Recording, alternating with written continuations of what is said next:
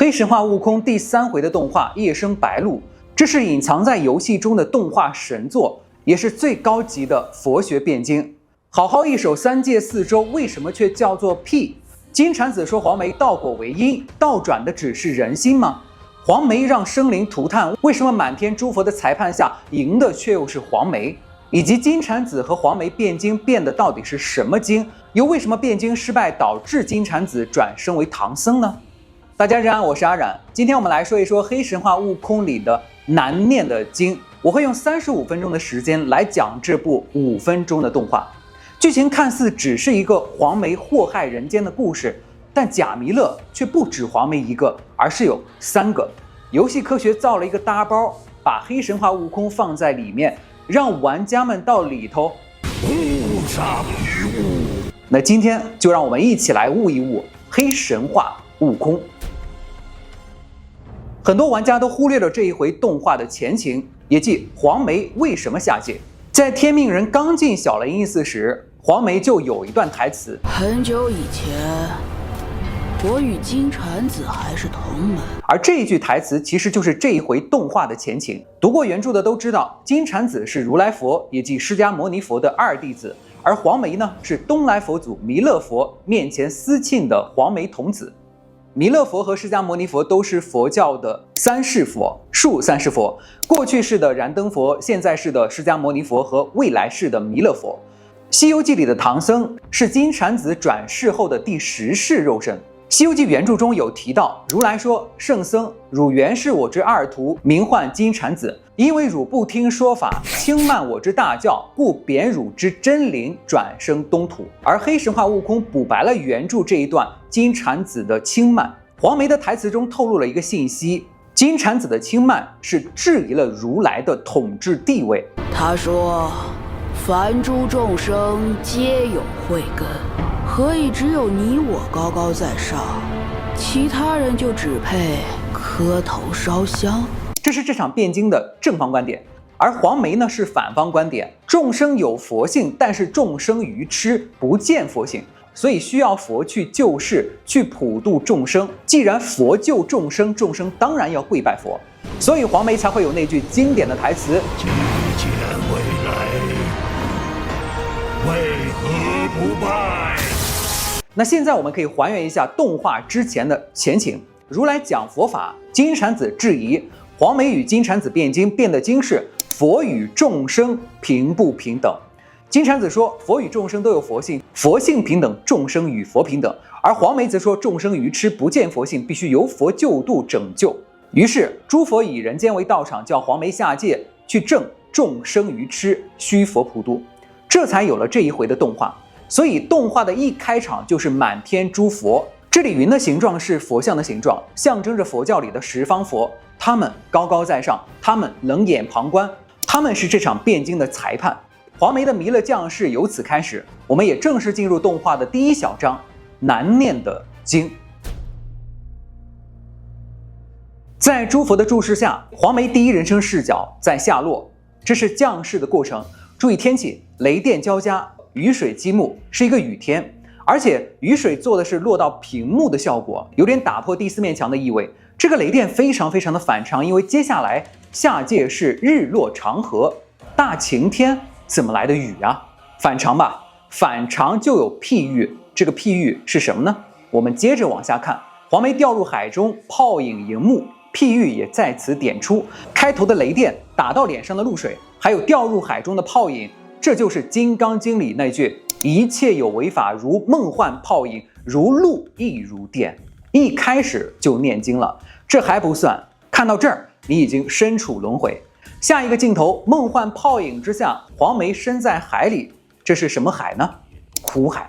苦海来自佛陀开示的4圣地，苦集灭道中的苦地，是说世间一切因缘和合，变化无常，但是世人执着无常为常，生出种种苦报，脱不了轮回。而这茫茫无边的生死轮回之苦，就是苦海。如果你足够细心，你会发现这部动画就是一个轮回，它有着强迫症一样的对称关系，开头的每一个镜头，结尾都有呼应，一如轮回。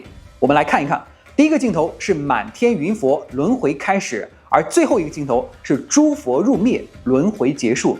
第二个镜头是如露如电的雨天，而倒数第二个镜头佛光普照的晴天。第三个镜头是苦海无边，而倒数第三个镜头是回头是岸。第四个镜头是黄梅为弥勒降世，而倒数第四个镜头就是金蝉子真菩萨涅槃。假弥勒降世入真苦海，真菩萨正果脱苦轮回，这也是轮回。这也点出了佛教的最大教义：跳出轮回，脱离苦海，才能够涅槃成佛。好，经还没有念完，我们继续往下看。黄梅下界之后，第一眼是苦海，而第二眼是三只鸟。三只鸟隐喻的是佛教的三宝，即佛宝、法宝和僧宝。我们简单来讲，就是诸佛、佛法和僧团。要特别说的是，三宝是大乘佛教的基本教义。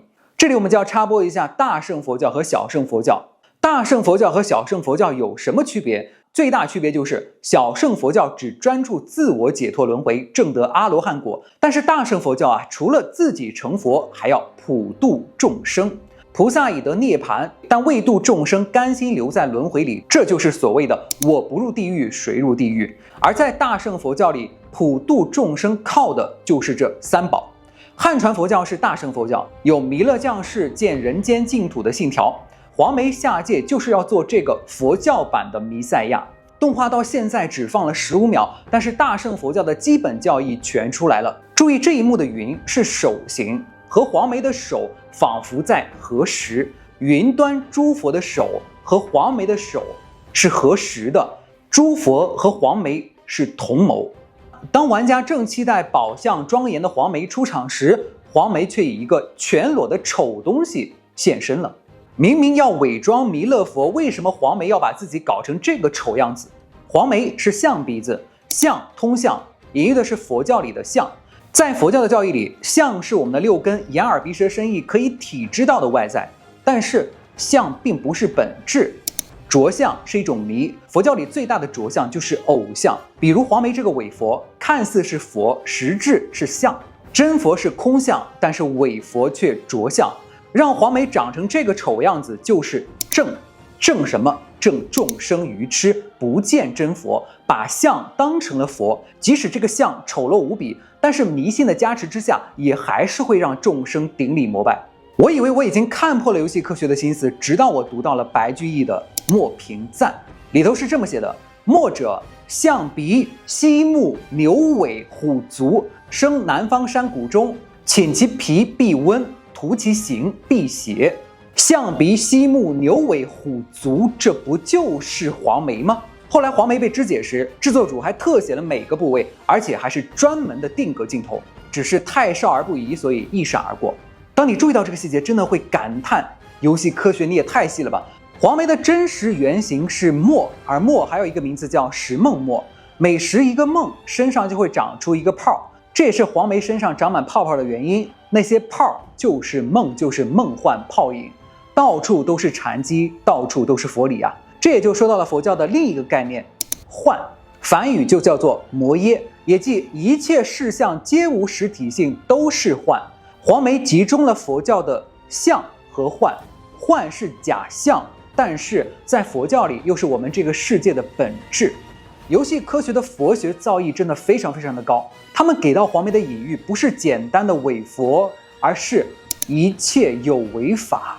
从画面一开始如露亦如电，到落到苦海里如梦幻泡影，再到他的形象既幻又像，全都在指向《金刚经》那一句一切有为法如梦幻泡影，如露亦如电。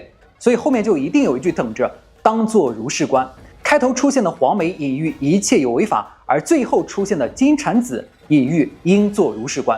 一开场黑神话就念了一大串的经，但接着佛经中断，一张网网住了黄梅，短片也进入了第二小章末法伪经。在苦海中的伪佛黄梅被网住，抓到了岸上。这里的网又是在黑神话中非常关键的意象。如果大家都玩过了这一关，玩到了下一关猪八戒的罗曼史，就会听到下一回的 BGM 戒网。在黑神话里，网所隐喻的就是戒。那什么是戒呢？戒是佛教三无漏学之一，三无漏学也就是戒定慧，在梵语里是尸罗，是波罗蜜的一种，也即渡得彼岸的方法。但是在汉语里的戒还有另外一重意思，也即梵语里的皮奈耶，这个戒就是戒律，也就是猪八戒的那个八戒。猪八戒和紫珠儿那一回的 BGM 叫戒网。我知道有不少人吐槽这个名字太土了，好像是在对网瘾少年的规劝，但在我看来这个名字取得非常好。这里的戒就是两重戒，猪八戒守了戒，因此得斩断情丝，剐了情，弃了爱。但猪八戒成佛又是由戒入情，以一种剐情的至情见性成佛。戒是施罗，也是毗奈耶，这两种戒的纠缠编织成网，也是猪八戒的成佛之路。黄梅这儿出现的网，又是把猪八戒的男女之情拉到了更高的维度，也即菩萨对众生的情。不过这个话题实在太复杂了，那等到我们后面讲到猪八戒那一章再好好细说。总之，这是网这个意象第一次出现，它是父神的网，而这网呢，又是众生附上的。苦海之上几叶扁舟，但舟不渡人。世间衰乱，末世镜像，连降世的神佛也逃不掉被末法众生当成唐僧肉给煮了吃，直接添柴烹饪。而我们所看到的末法时代的众生，一个个面黄肌瘦，神情麻木，与互联网大厂996的打工人无异。衰世的饥荒不独在肉体，也在精神。尽管路上经过的石窟里还有佛头，但是已经被抹去了面目。这也是佛教里所说的末法时代，就像阿富汗炸毁巴米扬大佛。在末法时代，众生哪里还有信仰？精神早被凿空，能填进去的只有欲望。云上诸佛看着不语。我们以诸佛的视角看着动画里的众生，亦如诸佛此刻看着我们。这是一个信仰幻灭的世界，一个精神空虚的世界，是需要弥勒降世去拯救的世界。于是假弥勒黄眉开始了他的救世。黄眉做了5样神通，第一是财富，虎爪划过肚皮，肚皮里都是珍珠财宝。第二是健康，衰弱的小孩吃了黄眉的灵丹，瞬间生龙活虎。第三是美貌，黄眉的口水是半老徐娘的玻尿酸。第四宝石，黄眉龙吸水，天上钓鱼来。第四是安居，黄眉以法力建房，而百姓也为黄眉立庙。庙上的对联是负荷众生受大苦，今入长乐无为处，出自弥勒受觉经，暗示黄眉此刻已经成为了救世弥勒佛。财富、健康、美貌、宝石、安居，这5样是众生所求的5样福气。直到我们今天，大家想要的也是这5样。想财富，所以搞钱；想健康，所以撸铁；想美貌，所以医美；想宝石，所以吃；想安居，所以买房。但是呢，又比我们现在少了一个高考。中国人的福气里怎么能少了高考考上985呢？这就是细节。唐僧是从东土大唐而来，是金蝉子的10世肉身，而汴京时金蝉子还没有转世，1世30年，10世就是300年，也就是说当时是公元4世纪，是东土大晋，而科举制是到东土大隋才有，所以这里没有高考是符合中国国情的，起码严谨打到弹幕上。黄眉救了众生，成了弥勒佛，世间也一片生平祥和，佛教兴盛，但一切厄运都早已埋下伏笔，而这个伏笔就是苦海上的一叶扁舟。不知道你有没有注意到，黄眉在龙吸水时，有一艘渔船被吸上了天，转头就变成破碎的木板。救人时亦杀人，这个细节也道破黄眉是为了救世而救世，他没有慈悲，他不是佛。而在短片中，黄眉的罩兜上画满了象征权力的龙，人们对黄眉的崇拜只是对权威的崇拜，而不是信仰。黄眉的成佛是迎合了人性的贪嗔痴，最是愚民生为佛，伪经泛滥，长夜漫漫，终于贪嗔痴3害杀出。动画也进入了第3小章，夜生白鹿。这回动画的名字就叫做夜生白鹿。很多人把白鹿理解为白色的露水，但其实并不是啊。白鹿指的就是月亮，与佛光普照的太阳相对，隐喻着佛性的泯灭。画面也点出了这层深意。苦海之上，夜生白鹿，众生怀着贪欲，等待弥勒的赏赐。看似是弘法的盛世，实则弥勒早死。僧众和俗众都双手合十，但脸上的鬼光又分明是各怀鬼胎的暗示。黄眉知道是时候来正众生愚痴了。划破肚皮，珍珠四溢，官员们一边嫌弃穷人臭，一边称重分发珍珠。即使黄眉到处散财发钱，但这世间却是穷者愈穷，富者愈富，钱越多社会越不公平，而这也就成了众生是佛的根源。破衣烂衫的穷人里，一个青年满眼贪恋，他的欲望被黄梅注意到，于是黄梅施法，青年陷入迷狂。这里衣襟被悬空提起的细节，就是暗示黄梅作弊了。青年抽刀划破黄梅肚皮，珍珠散落。三界四周的吟唱开始，贪嗔痴杀盗淫，诸魔登场。最初是被压迫的穷人，接着是维持秩序的官差，再接着是佛教的僧侣，最后是不懂世事的小孩。所有人都开始撕碎黄梅这只食梦墨，争夺他身体里的幻梦财宝。食梦导致因果混乱，众生看不清因果，也终陷入迷狂。杀生、偷盗、邪淫、妄语、馋酒、耽乐、贪眠、纵欲一一上演，各种细节太多，尺度也太大，我们无法一一详说，这里只说一个细节。在这场末法狂欢中，穿插了各种海洋动物被肢解生食的场景，和之前黄梅暴饮暴食遥相呼应。刚才是黄梅在吃它们，现在黄梅成了食物。而这其中尤其一幅画最具有象征性，海底里落水的马被鱼群分食，这里的马象征什么呢？不是象征黄梅啊，而是象征众生。佛教里讲心猿意马，众生的意马在这苦海里被自己的贪嗔痴这些鱼群分食，也终于人只剩下了心猿，回归到原始的动物。一番混乱迷狂终于结束，镜头急速上拉，我们又回到了诸佛的视角。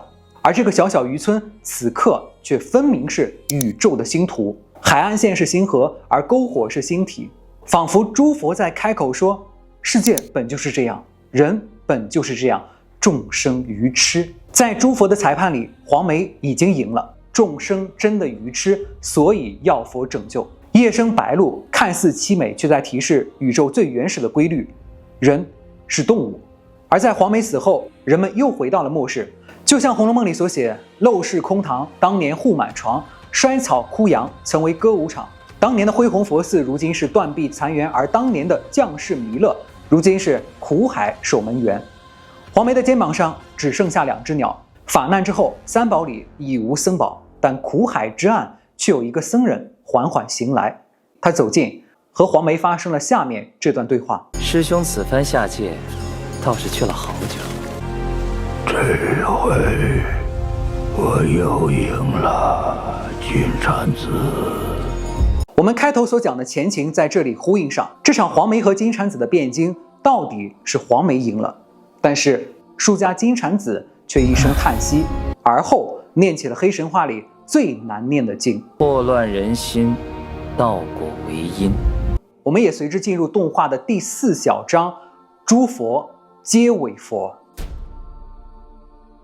这里要特别温馨提示，以下内容将是黑神话最黑色的哲学，但是由于过于犀利深刻，如果你是藏传佛教的信徒，或者除禅宗之外的所有汉传佛教的信徒，请谨慎观看。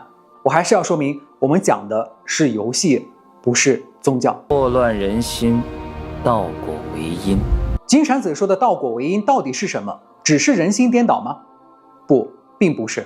真正被颠倒的因果不是人心，而是佛性。弥勒降世拯救众生，建立净土，这个信条之所以后来成为白莲教明教造反的大旗，就是因为道果为因，救世从来是果，不是因。菩萨是因慈悲而救世，而非因救世才慈悲。黄梅下界为救世而救世，倒转因果视为伪佛。可是伪佛只是黄梅吗？从十方诸佛为正果，放任黄梅去救世；从如来佛因金蝉子忤逆贬他入轮回；从诸佛高高在上端坐云端，把众生当成需自己拯救的愚痴时，佛已经不是佛了。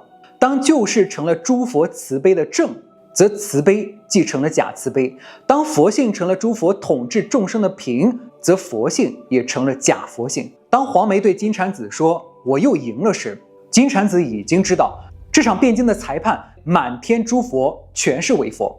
黄梅这个假弥勒身后还有弥勒这个假弥勒。当真弥勒以救世为因，要正众生愚痴需要拯救时，他也已经倒转了因果，成了假弥勒。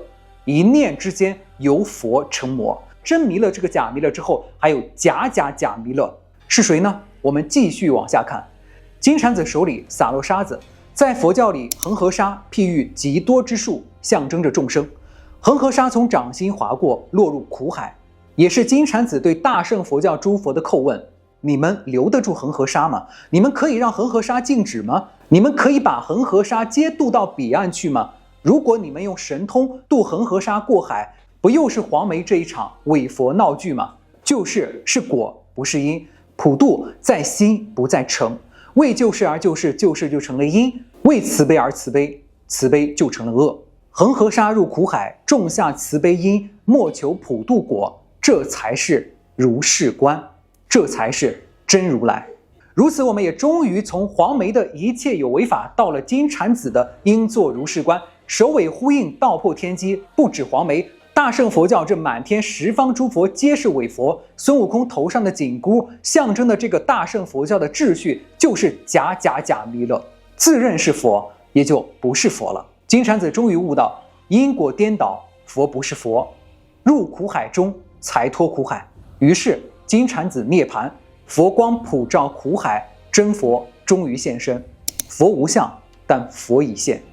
游戏科学也终于借黄梅之口向玩家摊牌：若不能赢，还长什么因果人心？他们不是佛，他们只是赢了。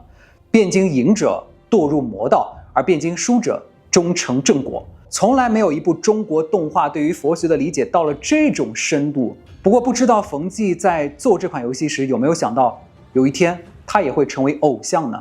回头再来看那个问题，为什么这一回动画的 BGM 叫屁呢？我们又得说到黄梅的逆说八戒。早在3年前的预告片里就有黄梅逆说八戒，但不知道还有多少人记得，在逆说八戒之前，黄梅还有一段独白。盂兰会上，世尊说过，众生之苦，多因不守戒律，放情纵欲。要我说，放屁！黄梅口中谁在放屁？是世尊，是佛陀。佛陀放的屁是什么？是佛法，是如是我闻。在佛教里，如是我闻的意思是阿难，我听佛陀是这么说的，表示阿难亲自听佛闻说，而非从他闻。而这首屁尽管只有4句歌词，却又道破了佛理：三界四周无所求不可救，这是因果；长夜今朝是非黑白颠倒，这是伪佛；有情众生爱恨贪嗔生死交织，这是界网；因缘果报忘不了人欲，便是天道，这就是佛法。庄子说道在使逆，而游科说佛法是屁，这就是屁这个名字的来历。游戏之外，冯骥已是黄梅，他造了个叫黑神话悟空的搭包，要让玩家们到里头悟上去。不知道看到这儿你悟到哪一层了呢？是悟到佛法是经，还是悟到佛法是众生，还是悟到诸佛皆是伪佛，还是悟到佛法就是屁呢？天命人啊，你若是悟到点什么，就不妨在弹幕上打下如是我闻。如果没悟到也没关系，就放个屁吧。今天的黑神话赛博辩经就辩到这儿。如果没有辩过瘾的话，那么欢迎订阅我的频道。下一回西游路上我们再来辩经。大家拜拜。